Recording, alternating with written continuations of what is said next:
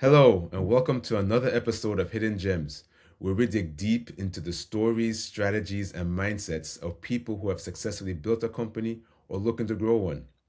I'm your host, Alistaire Sr., and today we're joined by Evgeny, CEO of Commit Offshore, a leading provider of IT staff augmentation and outstaffing services. This is part two of our conversation where we'll discuss what it took to scale Commit Offshore globally, operating over multiple continents. Let's get into it.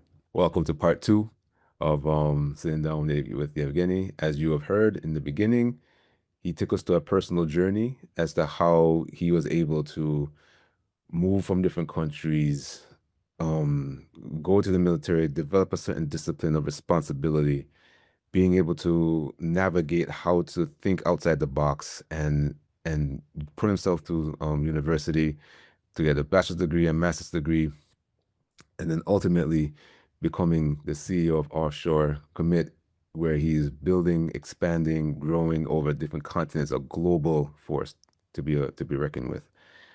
And so now we are at that point where we want to know more about how are you growing, how was that growth process, building Commit Offshore, and where do you see it going? So for the people who don't know Commit Offshore yet, give us a picture. How big is the team? Where are they? And does this company actually do what does this company actually do day to day?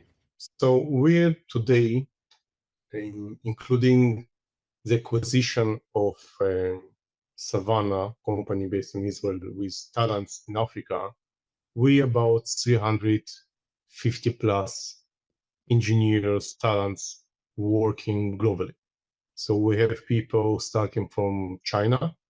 We have people in Armenia, Ukraine, Europe, Israel, Canada, Portugal, and we have physical locations in Ukraine, Armenia, and Belarus, and we are continue to grow. Nice, nice. So you said that the 350 people, does that also include the developers as well? The 300 people, it's including the eventually what the service we're providing. We're providing team extensions and manage projects for our customers. So from 350, 95% of them are technical people. I'm talking about IT, software, QA automations, DevOps, SRE guys, anything that is related to the technologies that can work remote, including embedded or hardware guys that can do also like stuff with a board remote. Okay, okay. So is it possible you can take me to a day or a couple of, like, what's an average day at Commit Offshore for you? Well, a lot of negotiation, a lot. So think about from my side, I'm talking and negotiating with customers, selling. So from other side, you have a developers team that you also need to make sure that they're happy, and it's all day like actual negotiation. So that's interesting, and every day it's something new, new request. So the team handles majority of the stuff of requests and pitches. Still, there are some questions that come to my approval. So my typical day looks like I have a status quo with my team members every day with a different person who is responsible for different domain. Yep. And I quite free control of task management, not micromanagement, but rather task management. Okay. So we are tracking all the progresses of all the topics in our internal tools to make sure that everything is moving forward. Like there is no chance something will be missed. Like this is the service we provide. And this is also our responsibility towards our customers and the team to make sure that everything's moving forward. The customers are happy, talents are happy, and the team is stayed on happy, and and it goes again and again. I like what you just did there. You brought that word again in, responsibility. So it's almost like this is just the underlying tone that just kind of resonates with you, because kind of going forward, and now it's being spilled over into Commit Offshore. So everybody has that mindset of responsibility, making sure nothing gets dropped, making sure everything happens smoothly. And that would most likely, most definitely turn into a happy customer base because they know they can rely and trust on you, right? I took a look at your website and I saw a couple of your testimonials, and these people seem very happy with the services that you provide. And you just saying that kind of makes me connect that, okay, I can see why, because you have a certain drive and mindset of how you want to operate a business, and then everybody else has to kind of conform and follow through with that. So, yeah, that's awesome. Continue to do what you're doing.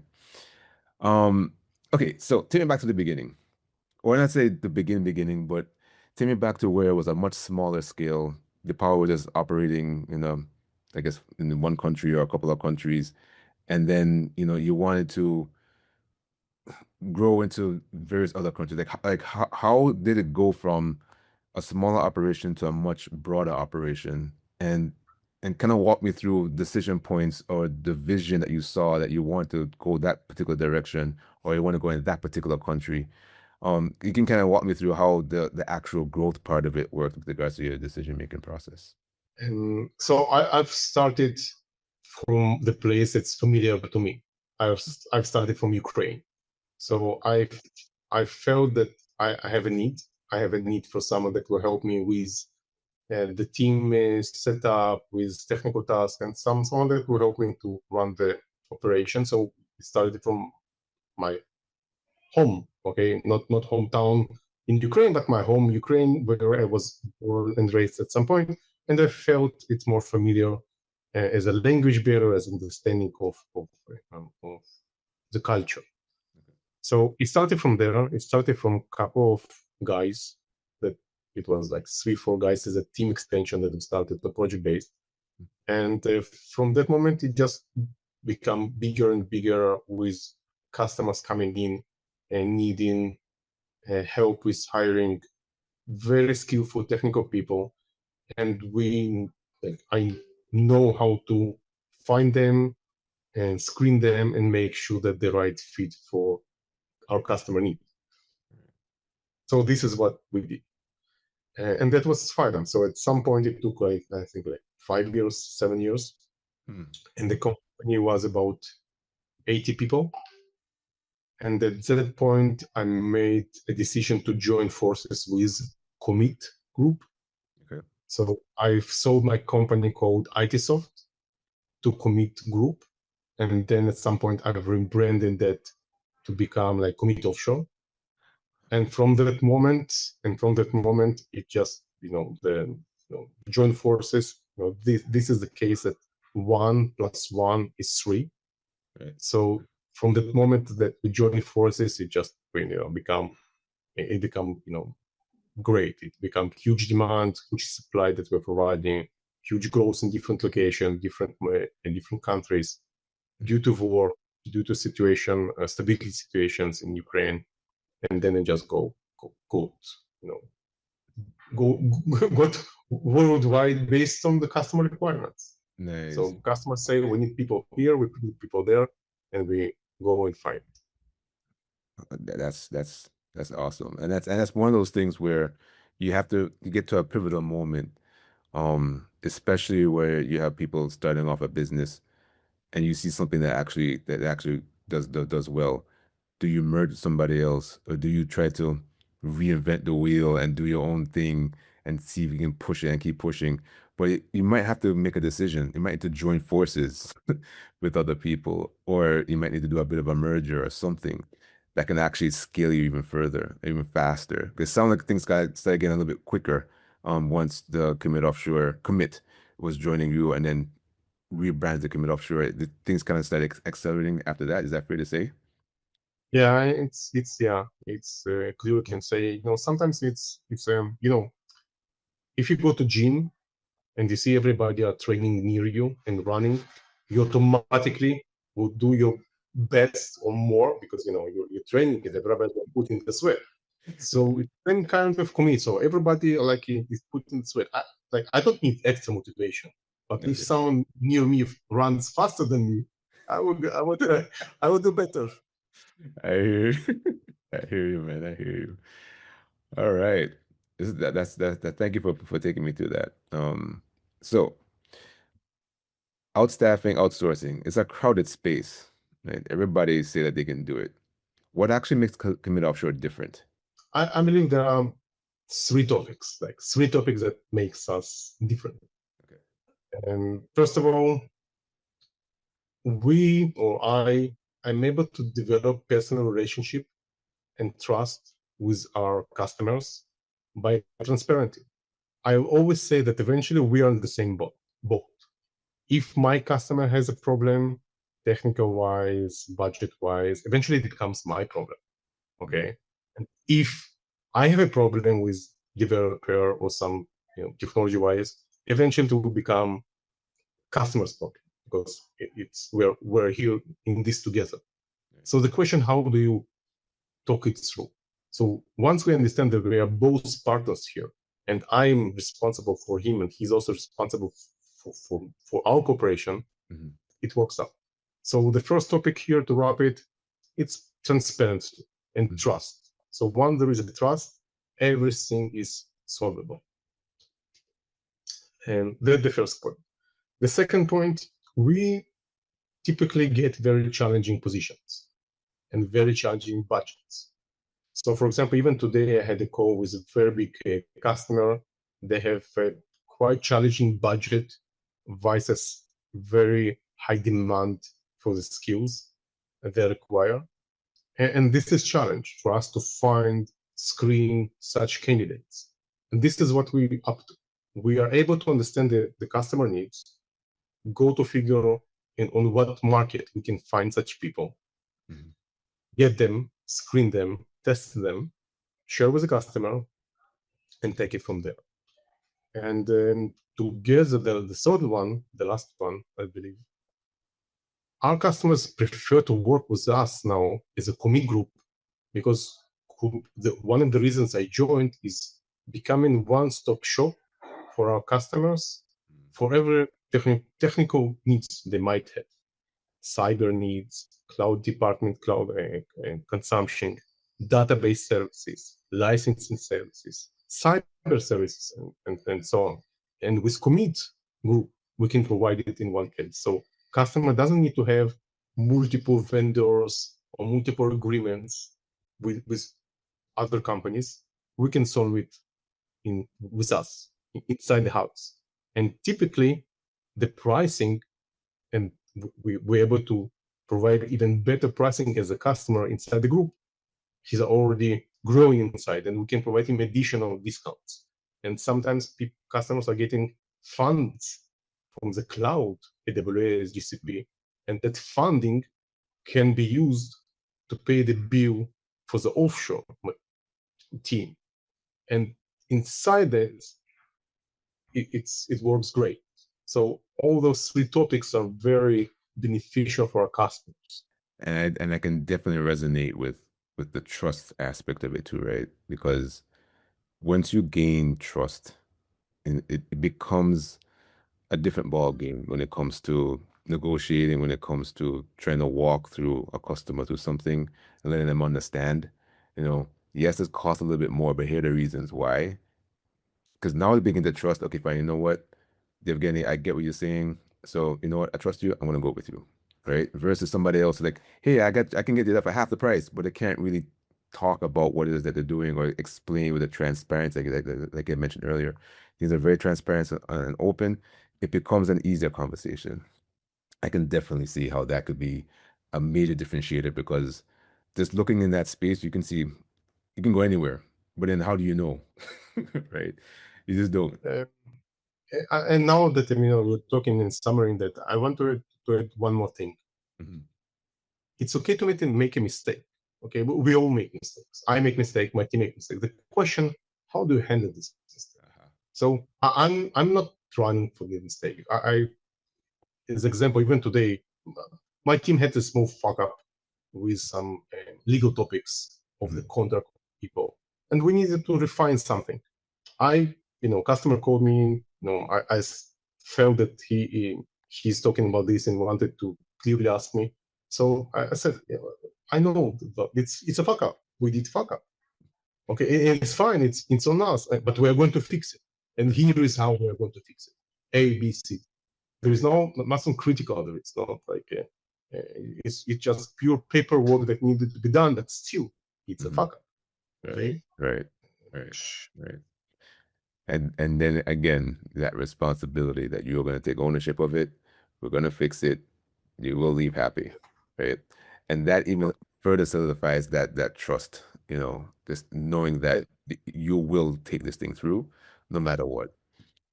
Oh man, yeah, coming offshore is definitely something. I'm curious to see where you guys are going to be in the next 5 years. I'm aiming like 700 people. All right, all right. So we might could do another podcast and see, do a check-in in a couple of years, see what things are. Sure. We can schedule in 1 year. No problem. All right. When it comes to operating something that's global like this, you're managing different time zones, different cultures, different languages, all these things I can see is kind of coming up. Like, what does it take to keep something like that running?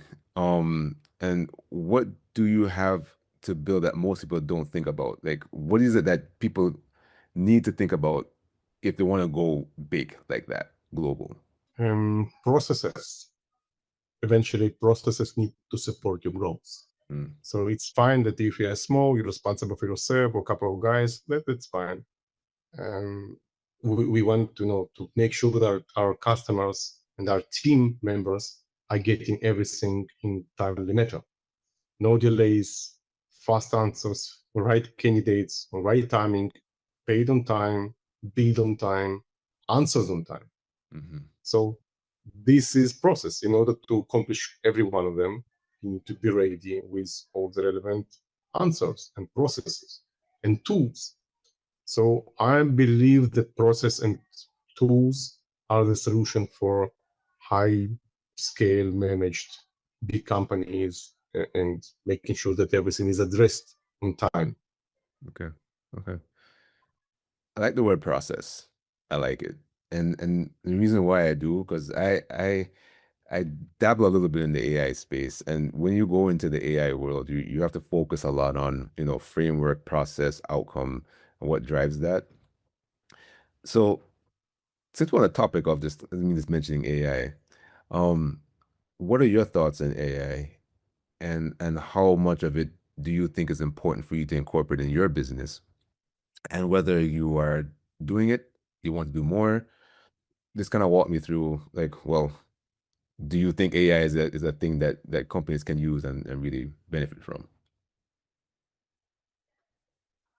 I believe, truly believe, that today, who is not using AI in any field, Mm, he'll be behind, like years behind. I push my team and myself to use AI.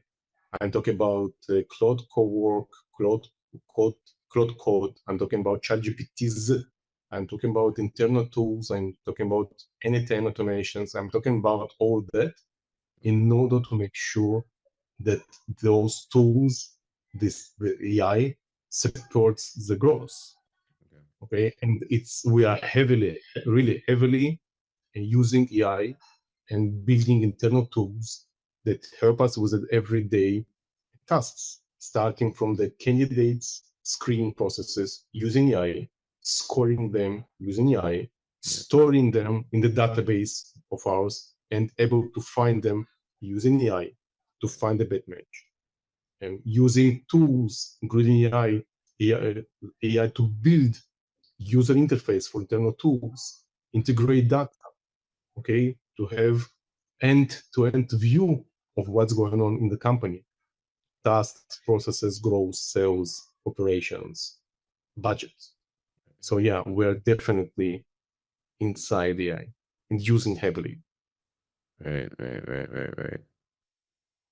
I think I have a good idea of all the key recipes that's involved in growing a company, going global, process, responsibility, trust, all key things that you package together and drive that forward. All right. So now that we have the recipe and we have everything going on here, AI focused, probably going to be developing more because you and I already know when it comes to AI, you know something today in about a month's time, something new is coming out. So you have to kind of always stay on top of it. So where do you see Commit Offshore being in the next 2 years? Um, is it just more continents? Is it changing or adding a different layers of what you guys do? I'm kind of curious to see, like, what do you envision Commit Offshore doing, being, or how they're going to be operating in the next year or two? So I believe that the demand for the senior talents with different skills will be the same, but the demand itself for skill set will change. And we already see it today. We see today that our customers are looking forward to hire developers, yet they are adding a new flavor and asking they must know to work with Cursor. They must know how to work with Cloud Code. So they're adding flavors of AI as a must-have skills to really have hands-on experience. So this is a change.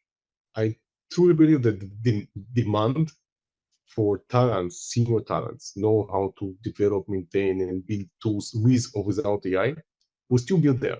It will be changing, but it still will be required. Okay. I believe that our tools and our processes will be more AI-based, more faster.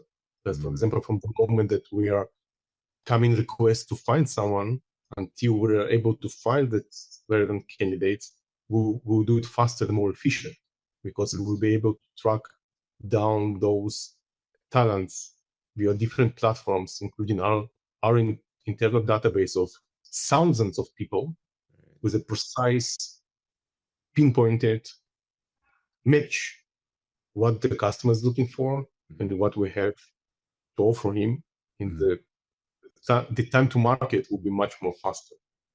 Got it. Got it. All right. Well, okay. Last question.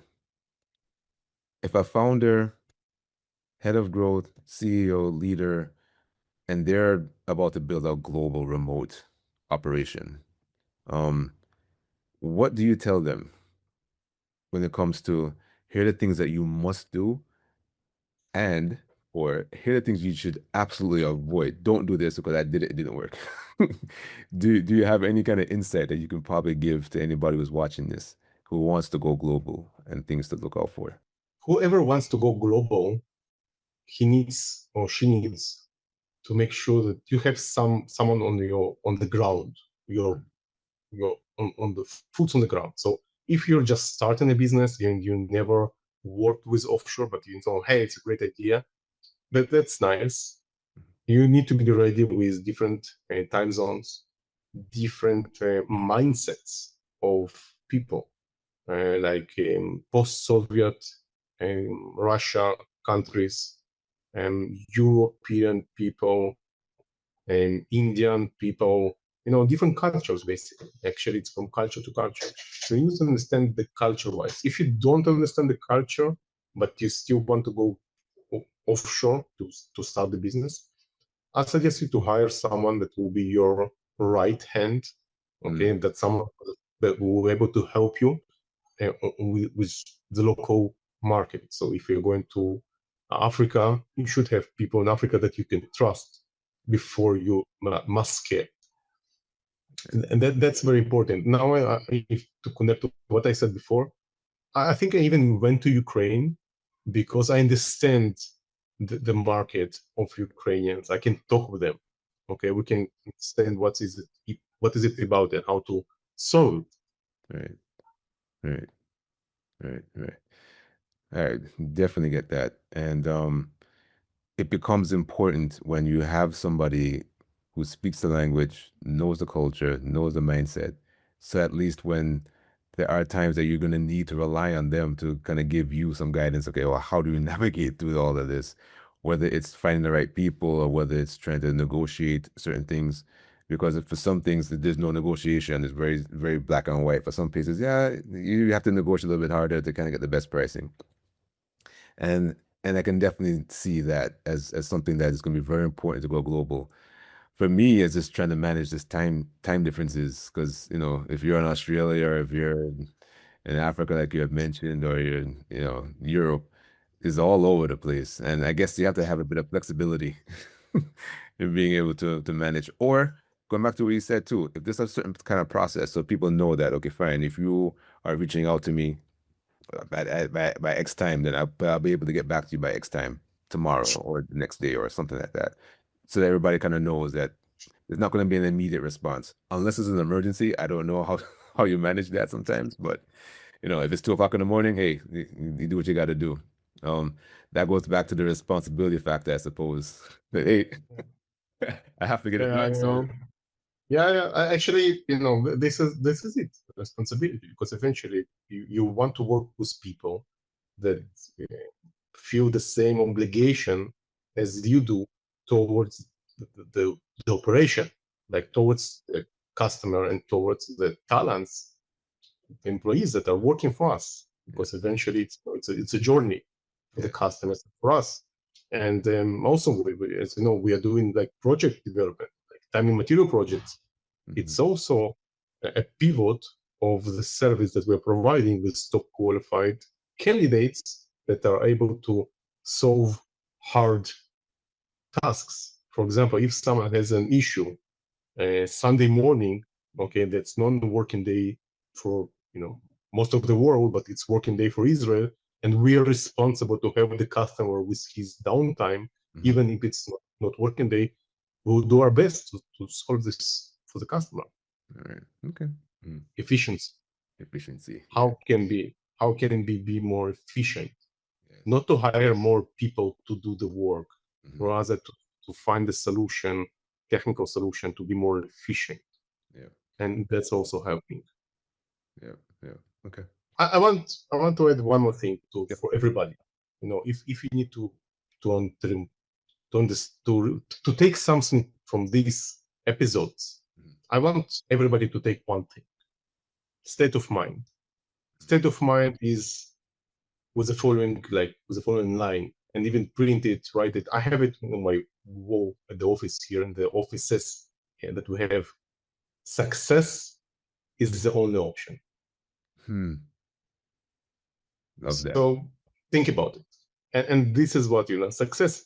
You go down, you step up, you continue with a mindset of success is the only option. Eventually, you will succeed. You'll succeed. And it goes back to what you had mentioned before: progress over perfection. You keep going. So either you're successful or you're learning. And then once you learn, you become successful. So it's a cycle. You just keep progressing, you keep learning, and keep succeeding. Success is the only option. I love that. You should recall. So sometimes there is a cost for the lesson that you learned. Yes, of course. So that's, as long as you understand, it's okay, there was a fuck up, but yeah, hey, lesson learned. I paid for this lesson a bit, so okay, it's fine. I hear you, man. I hear you. All right. Cool. Thank you so much for your time again. And well, that concludes our second episode. And thank you so much for taking the time to sit down with me. Another episode of Hidden Gems. And I'm sure that other people out there are going to be taking this and taking little nuggets here and there and using it as part of what they're going to be doing to hopefully make them successful, or to just to create or build something that they've always wanted to do or never had the time or the energy or the thought of even actually doing it. But now that you've shared your stories, both from navigating to different countries, to putting yourself through university, to scaling a company that's global, I'm sure there are going to be many people out there that are going to really gravitate towards your story. So thank you for sharing. I think you have enough material. We have enough material here. Yeah, man. Yeah, more than enough. Yeah, we'll put something together. And I'll let me know if anything. Yeah, have a great day. Yeah, you too. Bye. Bye.